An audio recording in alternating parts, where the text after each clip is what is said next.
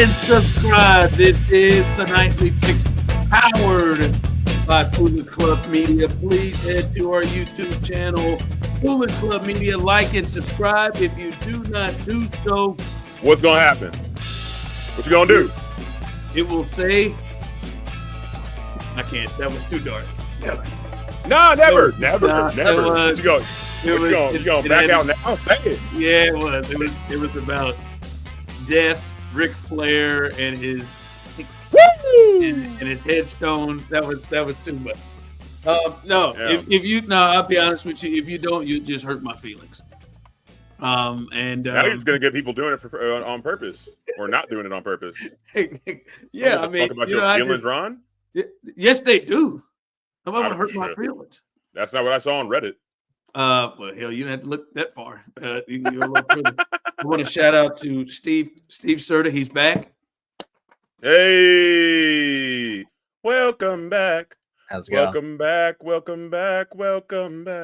Now, go ahead, Steve, and let us know how you're playing hurt and how this is a huge thing that you drug yourself to the table for. Go ahead and let us know. I know you.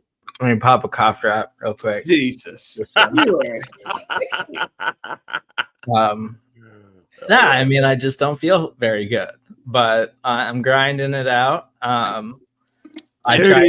wanted to grind it out last night, but you guys said no, rest up, and you were concerned for my health, and I took the night off, and I needed it, and I'm still getting back to normal, but hopefully I'll be good by Friday night. Hey, Osita, he didn't fight that text back at all. He was like, no, yeah, that's fine. Cool. He didn't even throw out, hey man, are you sure? He just took that. He night off? Say less. But again, also Steve Serda, who I have now made my way top 4 in his future wedding party, and the closeness of our relationship now 12 years running. Shout out to Steve, who was able to notice the new frames that I have. Osita, another reason why we aren't quite there yet, is been sitting here. Okay, number one. Didn't notice my frame. Number one. Hold on, hear me out.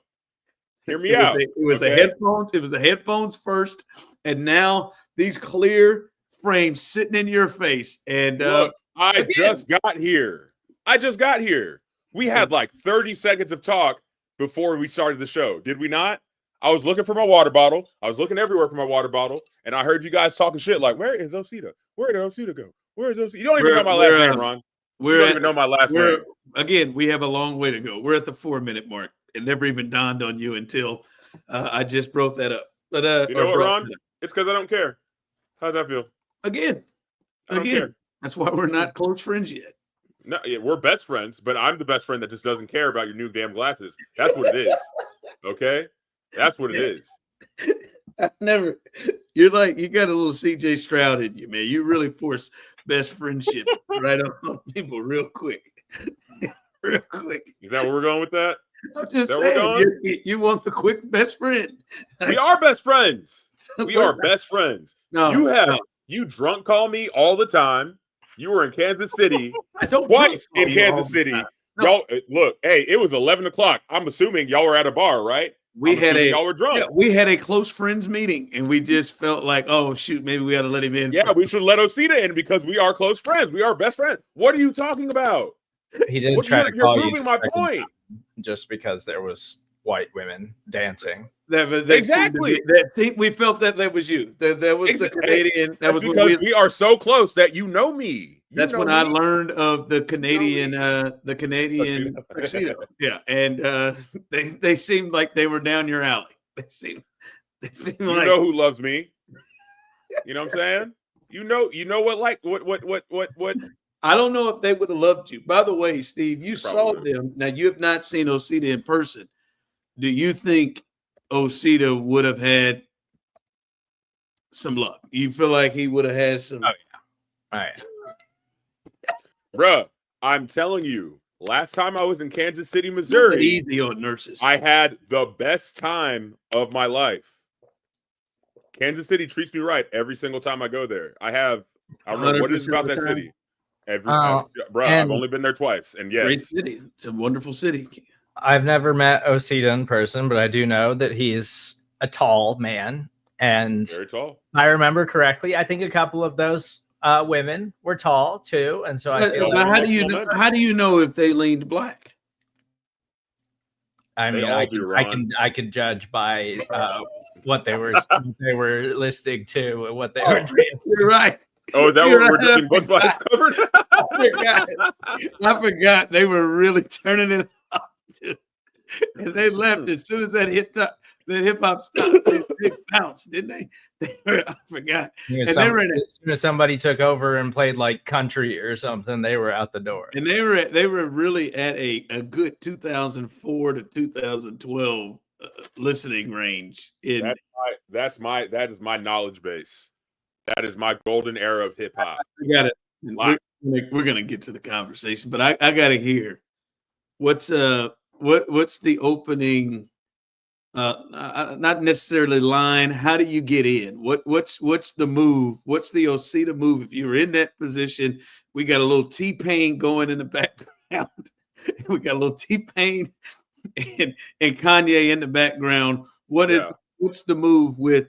It were two of the ladies looked like they were nurses. One was definitely in scrubs. There was that tall one who was. Oh, that's easy. That's easy. Canadian. That's easy. That is so easy. In the Canadian, there was a larger woman too, but she was really into the music. But then there was the taller one in the Canadian tuxedo. What's the opening maneuver for Osita? How do we get in this? Do I know you from somewhere? You look really familiar. Try again. And then no, that works. I'm telling you that works. Okay. That doesn't feel like that works. That works. It works, man. You got a great batting average with that. It works for me, bro. You go up to them and you say, tell me, do I know you from somewhere? Mm-hmm. And they say, no, what's the move? You look really familiar. You look like someone that I know from back in the day. Where are you from? You from this area? Then we start the conversation like that.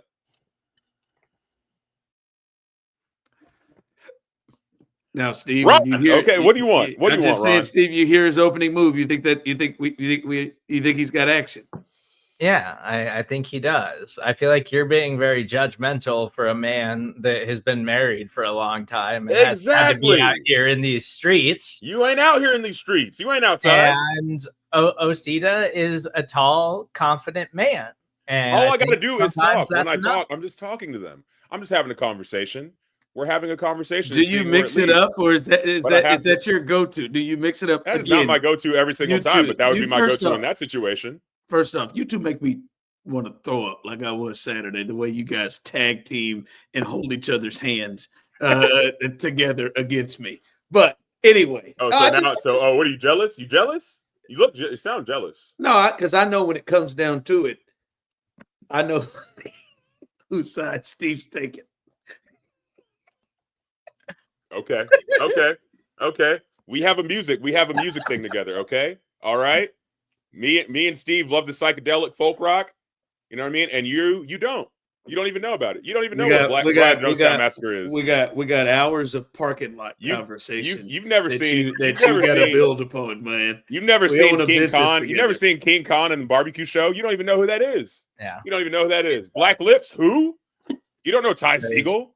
You don't know Ty Segall? No reason to try to pit us against each other. I'm not trying to. I'm just telling you, Osita, you weren't there. There's in this show that we do, and we all have fun. I'm just telling you, Osita, you weren't there. But I'm better. You weren't there when Lily was dying. I was there.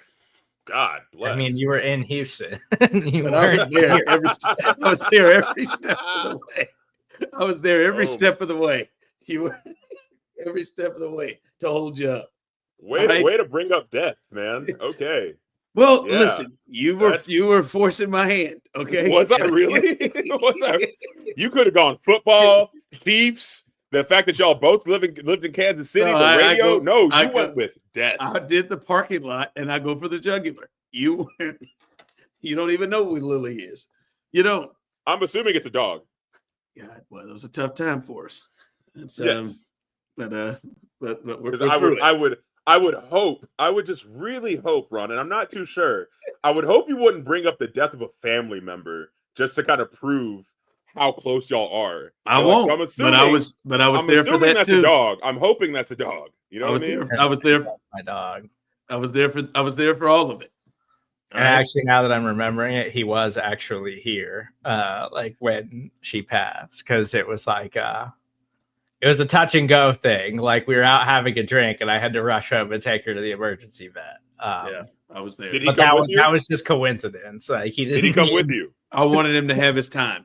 Did he come with you? I wanted him to have his time. I wanted him to have his time.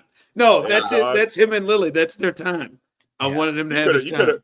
He'd been drinking. You could have Ubered the man. You know what I mean? You could have given him a ride somewhere. Give him a ride to the emergency vet real quick. He didn't. He couldn't Uber. He had to go get Lil. Yeah. You could have been the Uber. I had only had like 2 drinks. One. Look, Steven, this has nothing to do with you. This is all about Ron and the fact that he doesn't care about your safety in a time of turmoil. That's where we're at, okay? This is where we're at. Are you cornered right now? You cornered and trying to kick Never. Trying to claw your way out here. I'm trying to point out the fallacy of your friendship, okay? I'm just telling you. That's what I'm trying to do. Yeah. Well, it's 11 years of it, man. Thought you said 12 earlier. What is it, 11 or 12? What is it? What is it, Ron? Since March with you. You know me for at least a year. Calm down. I talk about you and Serda.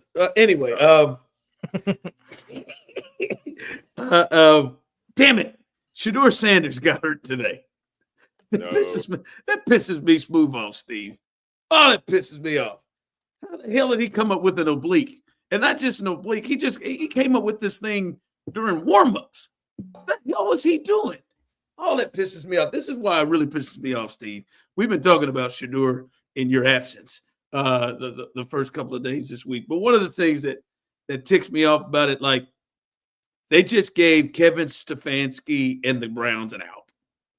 They have, Steve, there is no way they're not getting nervous. They're getting nervous about, oh my God, we got to play this kid again. And if this kid goes off, because I'll be honest with you, Steve, and maybe I'm wrong on this, and maybe our viewers and people disagree. I am not 100% sold that the Browns are in this thing to just say, hey, man, whoever's the best will play. I don't know if they actually really want him to play, and I think they're really, really nervous if they feel like I have to. And we'll see. I don't know. He had to get an MRI, and I mean, I would assume he may not be ready by Saturday, or if they play Friday or Saturday, I would assume he wouldn't be ready for that.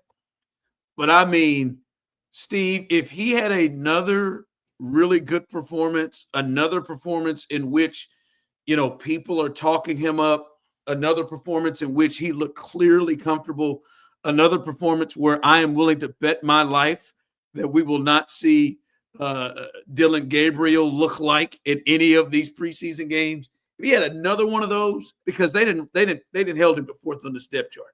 Oh, they would have had pressure. They would have been feeling the pressure. They would have been forced. And now they got a way out because this captain got this oblique injury. Well, that pisses me smooth off.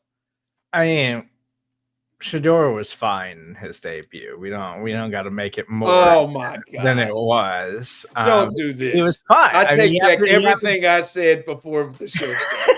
I do. What are you talking? Hell yeah, Steven. Okay, yeah. let's hear this. He averaged 6 yards per attempt. Like, let's not act like this is let's not act like he came out here and balled out like Patrick Mahomes did when we saw him in the preseason before. Who said that? Who said that? Alex Who Smith. said that, Steve? Who said that? But he was fine. I think he looked like what we thought he was, which was like a late first round, second round caliber player who fell as far as he did. And we all know that that's ridiculous. And according to Brown's camp, like when Dylan Gabriel was participating, because I think he's hurt now too. And then Kenny Pickett's still hurt, unless that's been changed sometime this week. And I hadn't noticed, but I don't know who they're going to start if Shedeur can't go, because I don't think they have another quarterback right now. They probably have like a practice squad guy or a scout team guy or something. But like all the reports are that like Kenny Pickett and Dylan Gabriel hadn't looked very good either. And so it's really up to like 40-year-old Joe Flacco, and then whether or not they're going to give Shedeur a real chance at this thing. The Browns are going to be one of the worst teams in football, and they're going to be in play for a top pick next season and taking another quarterback. And I think they're hopeful that that's the case. I don't think that they're out here hoping that Shedeur Sanders is going to get the chance and just take off and like be their starting quarterback. Like they want to totally blow this thing up and start over in a meaningful way, probably after this season, because their roster is not very good. And so, yeah, it sucks because I am rooting for Shedeur to like be a good player, but he was fine. Like he was perfectly fine in his preseason start. And I don't think we need to make more of it than that, because I didn't see anything in that made me think, oh yeah, that guy can go up against real NFL starters and actually like go ball out and look like a star or something like that. See, that's been my question. Okay. Does preseason matter or does preseason not matter? Because from everything I'm hearing, preseason is not like the real game, but all of a sudden everyone's acting like that preseason is a really good tell on whether or not this person's going to be great. It doesn't. Does it? It doesn't. That's what I'm saying. No, does it matter? doesn't matter because more often than not, none of these teams are playing meaningful starters. And when they do, they play very limited roles and they're running very generic vanilla defenses and offenses and coverages, because all they're trying to do is see what guys they have on the back end of the roster that can go compete. And that way they have depth if the guys that matter get hurt.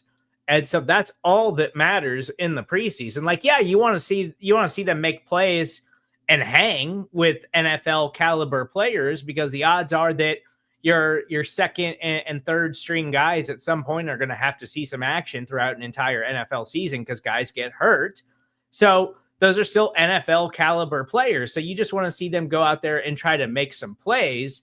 But at the end of the day, none of it matters. None of that's why Patrick Mahomes just isn't going to play again in the preseason, because none of it matters. We don't need to see anything else from Patrick Mahomes. Steve, you're ridiculous. That being said, I do love some preseason reps because I'm excited about football, which is what everybody does during the preseason. We're just excited for real football. And so we overestimate what any of this stuff means. I don't even know where to start with all of that shit that you just said. I don't even know where to start. So now you compared Shedeur to Patrick Mahomes and says now Patrick Mahomes, that's why it doesn't matter because we don't need to see Patrick Mahomes. Patrick Mahomes has played 8 years.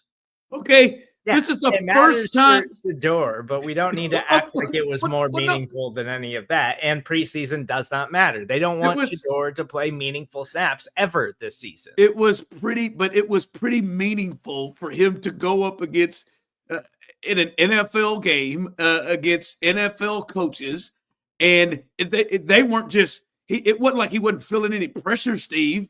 It wasn't like it wasn't like they weren't blitzing or they weren't doing anything.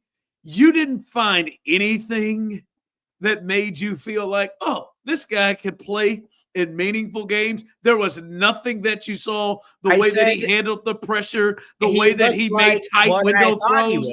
Which was like a second round caliber talent. Like he's an NFL talent. Like he belongs on an NFL roster. But I don't think he's necessarily a franchise quarterback. Nobody's even said that. But like I'm saying, this is you fight.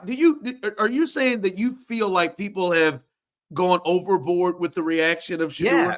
Yes. And 100%. What are you hearing? Because I'm going to tell you the truth. I watch and listen to as much as you do. I've not heard anybody say, damn it, he's a franchise quarterback now. I've not heard anyone say that, boy, he could go out there. I'm not saying, and I don't think but there is overreaction to like, oh, yeah, see, this is everything we thought he could be in the league. And it's like, what you just said. What did he show? He showed he can be an adequate backup quarterback. Well, okay, so let me get this straight, Steve. And what is there? Is it possible for you? Is it possible for Shedeur, Jackson Dart, any of the rookies, any of them, even the number 1 overall pick? Is it in any way possible for them to show you anything to make you believe that they can play? So, because what show you some watch, arm talent, show okay. some pop. So what you watched out there, don't look at those 2 touchdown passes, Osita, where it was tight coverage, where you had to have the first one where he had to have touch to get it in, and he put it in between 3 defenders, or not the one where he gets on a blitz, because you remember you said it was just vanilla. There was a blitz that came, and he didn't do like young quarterbacks, hell, older quarterbacks do, and just run out of the pocket. No, he slid over the pocket, kept his eyes down, and then rifled a gun right in between two defenders. I know you don't see. I know that's not NFL quarterback play or anything. I know that just showed you adequate backup. Now you just called him Davis Mills. Is what you just said. Is that this cat is an adequate backup. Steve, you are ridiculous. Now this cat stays up to midnight to watch live fourth quarter preseason football, and now it's meaningless. Like, get out of here with this. It's meaningless, yes, to Josh Allen. It's meaningless to Will Anderson. It's meaningless to those guys. Fine. It's not meaningless to Shedeur. And he was fine. What would you do what would you say if Shedeur went out there and pissed himself? It didn't mean anything. Just go back out there and get him. I wouldn't think anything of it. You win some, you lose some. Oh, shut up, man. The Steelers are raving about Skylar Thompson right now because of a preseason performance. You think that's going to matter? Well, so are you comparing? So is that what you're saying? You feel like Skylar Thompson and Shedeur, they're the same category of player? Yes. Then you don't believe that Shedeur is anything. No, I think Shedeur is better. So I would you just nobody can take any of this serious of you. You're just lying. You're lying. I don't even know if you believe what you just said over there. I feel like you're backtracking right now in your mind, but you have, look at how mad you are right now. but you have just because he knows what he's doing. He's just back. He's getting on my nerves. He's doing it on purpose. I promise he's doing it on purpose. He has backtracked himself into a corner, and he doesn't believe what he's saying anymore. And now he's just going to continue to stay with it. You're ridiculous. I didn't even mean to go here. I didn't even know that you were coming to the table with the. I mean, he was. We can all agree it was fine. You have had the number of yards per attempt locked and loaded in your back pocket to say 6.8 yards. And to be honest with you, I don't even know if that's believable from you. You may have just thrown out a number and picked it to help yourself. Oh my God. Did you see PFF? I am a believer in PFF when it helps my argument. And at this point, it is helping my argument. He was number 1 by a mile ratings all the way across the board by any of the rookie quarterbacks, including Cam, including Dart. And they all played pretty well. This dude to me, it's going to save the Browns, I guess. Again, I hate when you do that. You want to just take it smooth all over the top. I didn't even mean to take it to this place. I want him to perform in a way, that is my hope and prayer, that he performs in a way in which it looks really, really bad. Because I am with you, Steve. I don't think there is a chance in hell that they want to actually start him until their hand is forced and they have got to sit there and say, hey, guys, and we got to. It's getting hot. Like, we got to do it. I want him to play so well that he forces their hand, that we get up here in week 1 and Joe Flacco's 40 and he's sucked, and Kenny Pickett still has those little hands and is trying to throw with that glove. And then Dylan Gabriel, who had no earthly business being drafted in front of him, continues to look like Dylan Gabriel did, and why Dylan Gabriel played in 3 different schools. Like, I just cannot wait to see them be in that position. Hell, I'll be honest with you, Steve. I think they'd rather turn to Deshaun than to have to give 12 the ball. I really do. Because Doesn't I have mean, any Achilles tendons anymore. well, no, I was listening to his quarterback coach, Quincy Avery, on with Bomani. He said he's going to be ready this year. He's going to be ready at some point. It's just going to be if the Browns are ready to go with it. Whew, Steve gets me again. I did not expect that to be the case. I got your ass. He did, man. I did not expect Steve yawned at the performance. Hey, and he's playing hurt.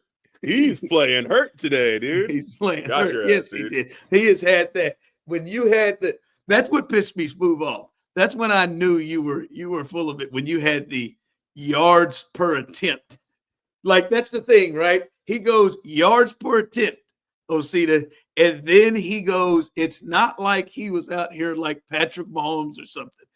Who jumps to the best who's ever done it? Why would you take Shedeur's performance against the Panthers and then go immediately and roll to the best who's ever done it? Well, that was more to do with the fact that Osita asked if the preseason mattered, and I was like, no, it doesn't matter. Steve, you We lying read too much bastard. into it. You every said year. that before. You said that before he even asked that. No, Stop I said You it said after. You did We not. read too much into it every year, and we get over the top and we get excited. And I'm guilty of it myself with the Chiefs, but Steve, you matter. came right out the gate. with unless the it's 6.8 Travion yard- Henderson and his explosiveness. Oh, That's the so only thing. So it matters. He matters. Okay. So I'm glad that we have it clear, right? You are basically all of the NFL right now who did Shedeur in. You have let us know that there is no possible way that Shedeur Sanders can have any performance I during don't the mind preseason. I'm rooting for him, honestly. Okay. Sure. I'm just saying, you just let us know. Like, you basically have told us there is nothing that can be done. There is nothing that can be done that Shedeur can do to get you to a space to say, hey, all right, that was impressive and that mattered, because it all doesn't matter. None of it does, because whatever. Oh, boy. I need a heat check, Osita. I mean, I need a real good one tonight. I need a smoke. I need a smoke and a heat check, please.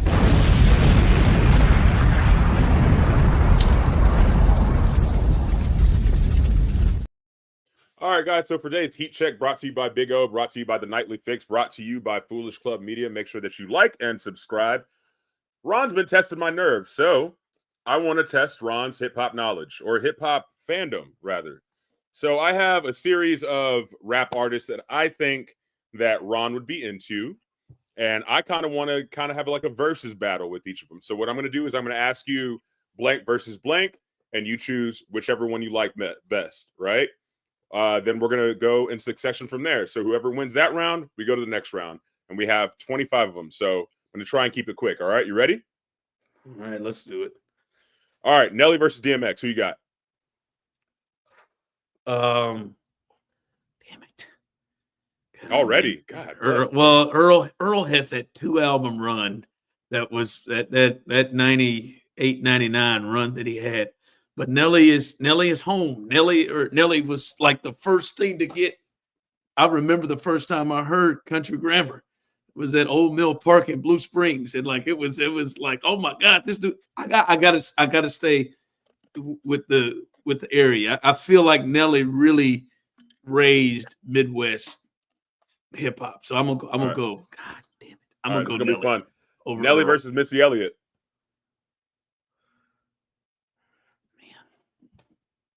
Now, we include Missy as a producer in every piece of Missy, or just the artist? I thought these were artistry. supposed to be rapid fire. They All are right. supposed to be rapid fire, but Hey, man, time.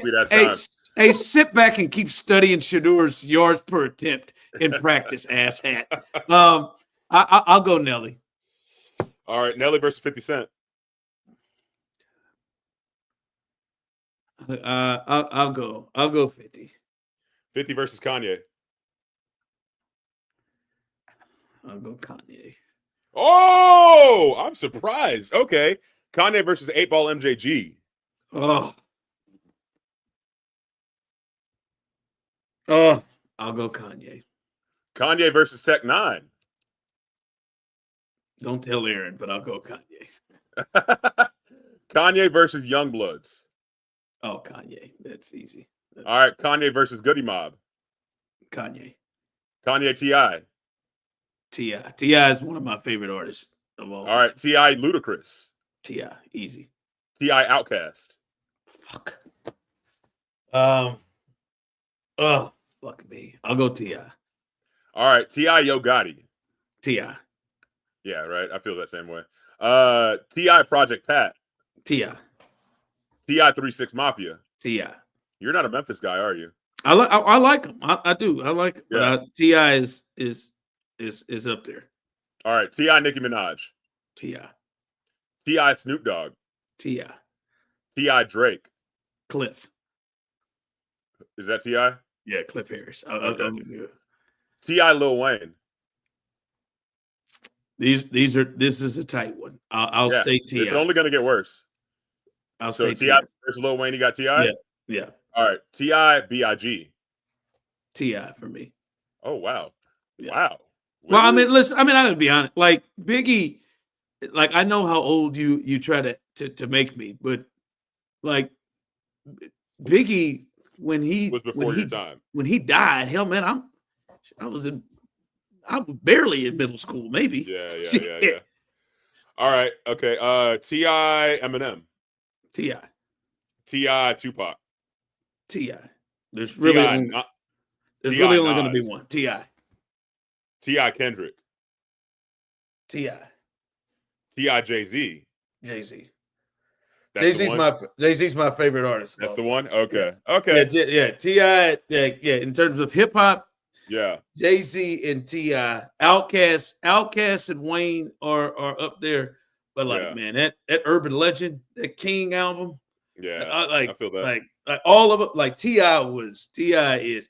There's only like T.I. I would say overall, one album that really touched me, and what gets me about this, Steve, this is nothing at all of what my life was like. At all. There was nothing that I could relate to. Yeah. But that Young Jeezy Thug Motivation 101, I have not sold a stitch of cocaine. Never really been around it. Never. I did sell drugs. I did roll around with pistols, but I rapped every one of those lyrics. I one of them. Like it is what I had lived. But overall, like T.I. and Jay, they jumped the top. Okay. Now, Serda, right, well, no. No. Serda, I got something else for Serda tomorrow. He's gonna do a movie one. I got him. We're gonna figure this out. I just wanted to get you today because you're gonna be here and you're not gonna be here tomorrow. You know what I'm saying? But I just want learn a little bit more about you because we're best friends, and I feel like best friends know everything about each other. So, as the best friends that we are, I'm just trying to get a gauge of where you are on the hip hop spectrum of what you like and what you dislike. You know what I mean? Kanye could have been there if he didn't just lose himself. Yeah, he's a crazy motherfucker, bro. And I try to give him a pass. I think I give him a private pass rather than a public pass. But you know what I mean? Like his privately, albums, I will listen to him, but like publicly, I'm just like, What's that? The Pablo, like all of that before that. Oh man, he was. I listened to Graduation the other day and almost cried. Almost cried. I was just like, late registration. Oh my God, Jesus. Yeah. Oh yeah, man. But then he became that. Who would have taken it for you in that? I mean, in that list, I would have to say Outkast. Out of all of them, Outkast. I don't think there's anybody I could have over that. Kendrick, I would say maybe Kendrick because I've seen him the most times, and like I was in my like my 20s when he came out, and so I saw him from Section 80 to what he is now. You know what I mean? Like I saw him the night after Good Kid, Mad City came out. He played in San Antonio, and I stayed up all night memorizing lyrics. You know what I mean? Because I knew I was going to see him tomorrow. And that night, and I felt like it was one of those moments where like everyone had the same thought. So like he's playing these brand new songs that just came out 24 hours prior, and everyone is singing that shit word for word, bro. Word for word. When Bumby brought out T.I. at his last rodeo concert 2 years ago, yeah. No, it was last year. It was this past one. He brought him out. It was a surprise. The last one? Yeah, T.I. was a surprise. Oh shit! Yeah, he was a surprise. He wasn't because Luda was on there. We knew Luda was going to be there. We knew a couple of acts were going to be there, but he brought out T.I. as a surprise. I'm telling you, man, I almost flew out that suite. I almost jumped out that suite. There was some, and it was our job suites, sort of. Yeah. There's some people who saw a different side of me that evening. I can only imagine, bro. Like it's just oh man, that'd be funny as hell. I remember like 2 weeks ago, I left when Drake played. I left because I thought that was the end. And like if you know me, like International Players Anthem is like my song. Like I love that song to death. I know every single word, every single verse. I can sing that shit forwards and backwards, right? So I leave like after Drake is done because I'm just like, you know what, let's go ahead and skip the traffic or whatever. By the time I get home, I'm checking like Instagram and I see that they did an entire sing-along for International Players Anthem, and I was so mad at myself. Mind you, that was also on my birthday, dog. It was my birthday. So like I could have had like the greatest, you know what I mean? It was a good night, but it could have been a greater night had I just kind of thugged it out and just chilled out for a little bit. Serda, I think you have got to potentially step up for us. Why don't we see if we can get E-Dub to come on the show and act like she's releasing an album, and she because she's the girlfriend of you, yeah. And let's see we can blur the album out too. Yeah, blur the album out, and then have Aaron come on and give us. I mean, she's got a lot of records, so we get have her come on and be like, all right, it's finally come out. By the way, I could talk to her, see what she's got in the works. Hey, these people are going off about that interview, and I mean the amount of money those bastards are keeping in house with this thing. I mean, I cannot imagine the views that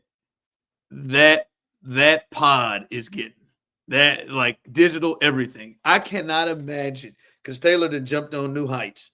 And they've been pushing it. Did she drop her album, right? Did she? She didn't drop that. I don't know if she dropped the album, but I know she announced it. She just announced that it comes out in October. Like announced at 12 or something like that. She announced it. But like that of course made, and then she ran through all the titles of each song. I believe one of them was Wood. And a lot of people really enjoyed that video of her just releasing her literally saying track 9 Wood. It got I think 3 hours ago, I saw Jason Kelce comment and say the fact that this video has 1.3 million views is amazing.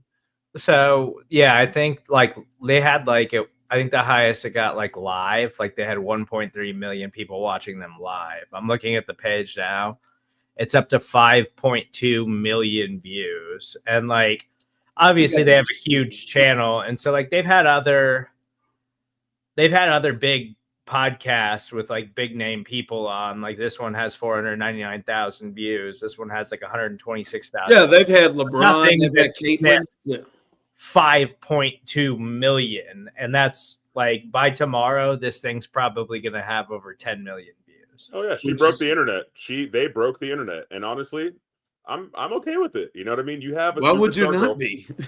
You have a superstar girlfriend. She's looking out for you. She's like, hey, I know this is going to do numbers. I know that y'all probably get paid per views or whatever. So let's go ahead and run up a check real quick, and I'll announce my new album on here. You know, kind of. You know, you scratch my back, I scratch yours, and she scratched the hell out of his back. I dig it. What do you think he did to scratch her back? You know, fun stuff, you know. Some good old fashioned back scratching. Some good old fashioned back scratching. Good old fashioned back scratching. No, one of our friends in the industry said, "Wow, this New Heights show is the most intimate 2 hours we've ever gotten from Taylor. She is comfortable with her family, with her man, and we're all just sitting alongside in the living room listening in. Unreal. I love this for her in so many ways." Like, people are, like you said, it may be 10, 20 million views. Like, people are like going crazy, and apparently it is. And I've watched some of it. Apparently it is a level of Taylor we have never ever really seen before. I just want to take it here. Are you surprised they still together? Like when this first kicked off, like, how long? When was this? What year did this start? This started 2023. Yeah, and so that year they won the Super Bowl. They got back, right? I mean, I didn't think this was going to be like Cardi B and Stephon Diggs. Just a quick minute. I am a bit surprised, like, that this is gone. Now, I don't know. We're not in behind closed doors and don't know what they've had. But this seems to be like, this don't seem like this is going anywhere.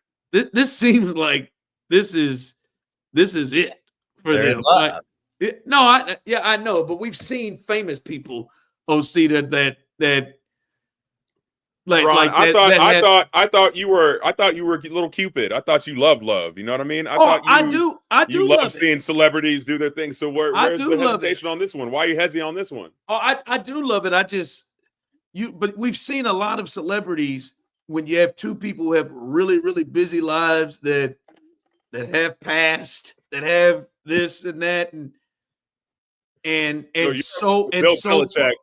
You're okay with Bill Belichick and baby girl over here, but you got problems with Taylor Swift and Travis. You are like a caller or a listener. When did I say I had a problem with it?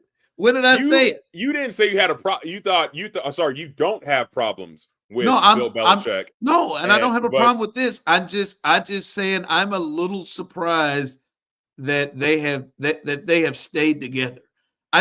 We see it a lot when you get, like I said, two people who have really busy schedules.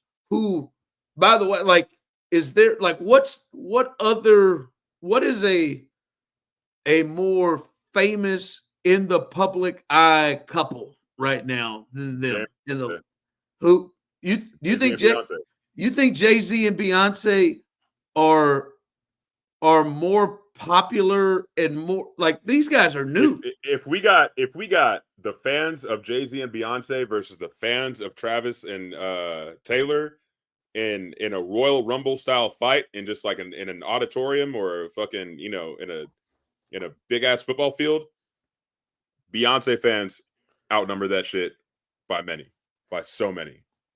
But I don't think that's true. Yeah, I don't think that's true. I don't even know what that means. I'm just simply saying, like, there's nobody more photographed, more talked about than these two. Like, or if there is, like, I think, like, maybe Donald and Melania are massive, but yeah, like, I think, yeah, like, you're talking about, like, presidents, as to, like, who could be more famous than them, because just, like, worldwide over the last Barack and Michelle, let's go, 3 to 5 years, there's just literally no one more famous in the world than Taylor Swift. And it's also a freshness, like Michelle and Barack. I mean, maybe at the height of his powers when he was the president, but hell, man, he ain't been. Hell, Donald's been the president twice with Joe in the middle of it since he was the president. Like, yeah, people know them, but, like, this is fresh. This was like when Angelina and Brad first started. Like, this is fresh. That's all I'm saying is no couple to me has been more scrutinized, talked about, looked at, watched. And I know what you can say about Jay-Z and Beyonce. Yes, they're very popular, but he is on the most popular television show every single week, and she's attending a lot of the times, and many of the times it's prime time, and they are getting all the audiences over on them. And as you said, Osita, long before this actual pod, as soon as they started dating, it changed the New Heights podcast. As soon as like it changed they changed football ratings. Like these two, like I'm just saying with all of that they were dealing with, I am a bit surprised. I'm happy for him. I'm glad for it. I'm a bit surprised that this thing is just gone off without a hitch, it seems like. Aaron did say she could try to dress up like Taylor Swift and like maybe help us out at some point. I was hoping. I'd like her to go more Avril Lavigne. Like that's what I'm more. Maybe just to change it up. Yeah, just to change. Like we don't want to completely rip them off, but I mean maybe like. I do think like with Taylor Swift, like I was talking to somebody about this. I think I've talked to Aaron about this too. Like she's her own economy. Like everything that she does blows up. And in part because like this is stuff that like I've been finding out through Aaron and through even like this week and stuff is like I had heard of like the Easter eggs and all of that stuff and all the stuff that she does. And what the hell are the Easter eggs? So she talked about it tonight on the podcast. I guess I haven't had a chance to watch it, but I've seen a few clips here and there. And so there's all this stuff, like all these like Easter eggs and photos that she takes. And then like Era's tours, like throughout the show and in music videos and stuff like that, that like hints at all of this stuff. And like some of it goes back to like her hinting at this specific album. Like it goes back as far as like 2 years ago. And she was literally like, yeah, all that's intentional. Like all of that is thought out. And all of that is something that I do intentionally. And like her fans are such diehard, like rabid fans that they're like trained to pick up on that stuff. And so they're dissecting everything that she does, like how we like try to break down like movies and stuff for like Easter eggs and to find like things in TV shows and stuff like that. Her fans are literally doing that with her life and everything that she time to completely like manicure or create like Easter eggs for your entire life. That's Swifties. Crazy. That's crazy. No, I'm saying, why does she have the time to do that? Because why does she have the time to think of all these things and be like, "Oh, I'm gonna throw this back here," and every time you see that little dog right there, that's gonna talk about the time that I did this back in the day. So like that's fucking crazy. I just think she's really creative. Like I think she's just insane. Like she's just operating at a level of creativity that just like most people in the world aren't, and it shows through all of her fans and how successful she is. I don't know. I did just see some weird shit on was it Jason Kelce's Twitter where he said, I mean, the video being 1.3 million views is the epitome of numerology. Don't know what that's about, but you know, still it. Yeah. No, man, I'm glad they're happy. We got it, as we said, man. I've said a lot that like Travis has got to be getting close. We feel like we've reached about that time period of, and when you gonna go ahead and grab this knee? I think he's doing it. I think he's waiting until he retires. Like if he rides off into the sunset this year, I don't think it's very long before. Well, he may want to hurry up here. She's gonna be 36 with his ass, and she just I don't know. Maybe I'm off on this. She feels like she wants to have babies. To me, she feels like she wants to have children, and you know, let's go ahead and get up on this here.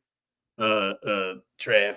Well, it ain't gonna be within the next year because after she puts out an album, she's gonna have to go on a world tour for like a year. So she ain't got to do shit. She ain't get but that's where the moneymaker is. What are you talking about? I think, and then another world tour and stuff. How do you? I mean, maybe she doesn't want kids. Maybe she's perfectly fine living her life the way that she's living it right now. Is that something you would is that something you would bet on that she doesn't want kids?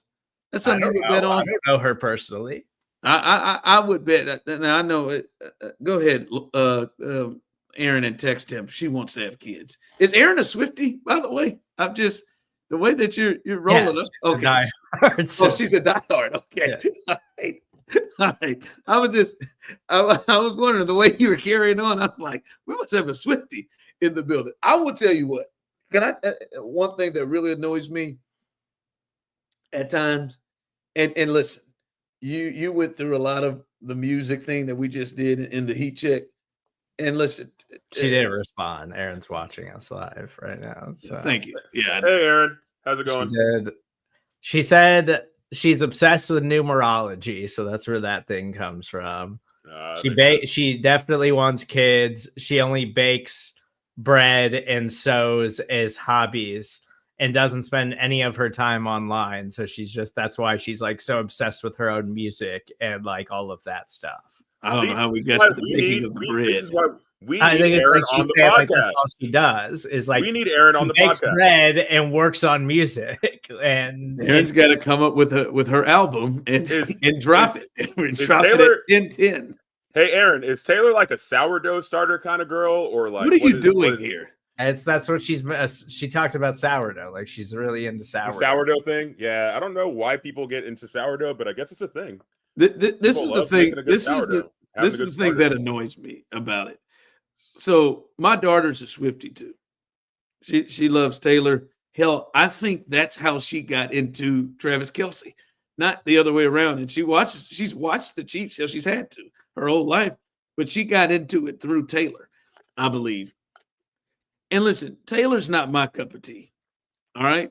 Like that's not me. I know you're a Swiftie, Aaron. It's not my cup of tea. But so many people, and I don't know if it's because of her political beliefs and theirs not matching up.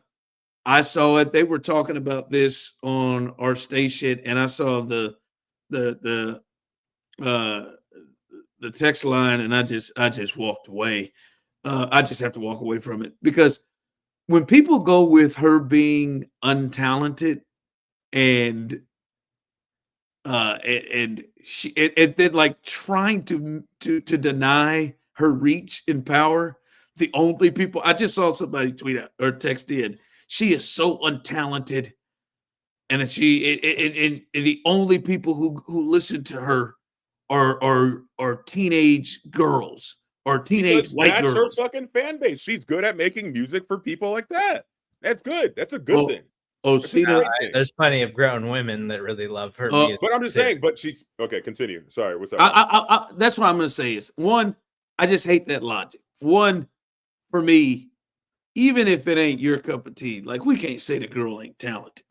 I mean, whether it is a deal of she in some way has the ability to, I mean, not just have people like her music, but I mean these people like really connect, and that is a talent. And the other part to me with that is like her reach is so big, it's got to be more than just teenage white girls. Like you know what I mean? Here's the thing though. It's like I always say it's like a nostalgic effect. You know what I mean? So like people probably got into her because like she's like what, like 36? She's 35. They're the same age. So she's about a year older than me, right? She came out when she was like 17, 18, something like that. Yeah. You know what I mean? She was country, right? But she was making music for people in that age range around that time. So they still have that connection with her. And now these women, now they're all grown women. You know what I mean? They grow up and they're just like, they still have that connection with her old music and her new music. So like, I would say like, I'm not going to say like her music is for teenage white girls, but her music back in the day did connect with those teenage white girls. And then those teenage white girls grew up into white women that still love her music. Yes. That's the biggest thing too, is that they can't just be white women. No, like it can't. But there's people like I listen to Taylor Swift with Aaron, and it's not necessarily my favorite either, but I can listen to it and understand why she connects to it so much. Bro, like it's well made talent. Like she's very talented, and I can understand why it connects to people. But I think her superpower is that people that love her are obsessed with her in a way that like I like lots of music. I like tons of stuff, but there's only a few things that I'm like, oh, this is like my favorite thing ever. Like people who love Taylor Swift love her in a way that you don't see a lot of people like fall in love with musicians and bands and artists. She's able to create that parasocial relationship, like even without like having a real social like online presence or anything like that, besides probably the marketing that the people do for her and stuff. People feel like they really know her. It's the same thing with you on the radio. Like people feel like they really know the real Ron. You know what I mean? They know real Ron, the show. And because they listen to you every single day, they listen to you all the time, and they're just like, hey, this is my buddy. Or they're like, hey, fuck this guy, he sucks, whatever. But they still feel like they know you. You get what I'm saying? And so she's been able to do that. She's been able to do that for pushing on what, like 20 years? Yeah, it's crazy. Like it's when you talent. say she had like talent, 18 years old, like even younger, I think. Man, when she was able to do, is this all one song or maybe it was two songs? She did something with Ed Sheeran and Future. I don't know if you remember that album. When she did that, I will never forget, Steve. We were doing the show together, and Joe and Joe, Stanford Joe. I was like, "Have you heard this Taylor Swift? This is a different Taylor Swift. This is like that time when I first heard Justin Timberlake and 3 6 Mafia come together on that one song." And I said, "Is this Justin?" When I heard Taylor. I remember Stanford Joe was like, "What in the hell?" He said, "Is this Taylor?" I said, "Hell yeah!" Jumped on it with Future. I was like, "Oh, she out here." Because I was just thinking to myself, do you think she can pull off the Beyonce and just go out and do an album in a completely different genre? She's done a complete country. She's done now the pop thing. And she's done like folky stuff too. Like she can do she can float a little bit. I want her to get like New Edition rap New Edition and hardcore Silk producers. Hardcore cocaine rap, Freddie Gibbs, Clips type shit all day. That's what I want to hear. Erykah Badu. That's what I want to hear. I want Erykah Badu. I want her to go with real Neo soul. That's what I want. Oh. I don't know if it's because I've turned 30, but I've been listening to so much Erykah Badu lately. I don't know what it is. That was not my bag when I was younger, not my bag in my 20s. But once I hit like 30 something, I was just like, damn, you love the bag lady, huh? I'm about to go see her twice. I'm about to go to Austin to go see her and Alchemist, and I'm going to see her when she does a Mama's Gun tour here in Houston. Don't know what it is. I like that earthy shit.